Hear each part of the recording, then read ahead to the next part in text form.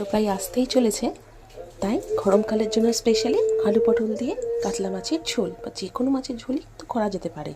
তো ঝটপট করে রান্নাটা করে মাছটা ভাজা হয়ে গেছে, জিরাটা করে আগে পটলগুলো ভেজে নেব। আলুগুলোও দিয়ে দিয়েছি, এটা সামান্য নুন দিয়ে ভালো করে ভেজে নিচ্ছি। এখানে আদা, টমেটো আর কাঁচা লঙ্কা রয়েছে, এটাই ভাজাটার মধ্যে দিয়ে দিচ্ছি। আলু পটলটা খুব সুন্দর করে ভাজা হয়ে গেছে। সামান্য গরম জল দিয়ে একে একে হলুদ গুঁড়ো, একটু বেশি পরিমাণে ধনে জিরের গুঁড়ো আর একটু কাশ্মীরি লঙ্কার গুঁড়ো। আমরা ঝাল লঙ্কা খুব একটা খাই না, কারণ মেয়ে একই ঝোল খায় বলে, তো কাশ্মীরি লঙ্কার গুঁড়ো দিয়ে দিলাম। মশলাটা খুব ভালো করে কষা হয়ে গেছে, এটা দিয়ে দিচ্ছি গরম জল। গরম জল দিলে রান্নার টেস্টটা এমনিই বেড়ে যায়।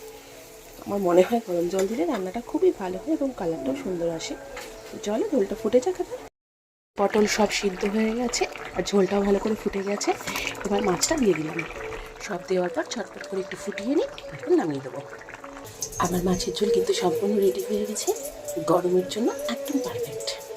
ঝোলটা এবার চটপট করে তাহলে রেডি করে নিই। আলু পটল দিয়ে মাছের ঝোল খেতে কিন্তু আমার বেশ লাগে। আজকের মেনুটা কিন্তু খুবই সিম্পল, ভাত, মাছের ঝোল, লেবু লঙ্কা তো লাগবেই এক টুকরো, আর কয়েকটা শশার টুকরো। ব্যাস, এটাই আজকের লাঞ্চ মেনু।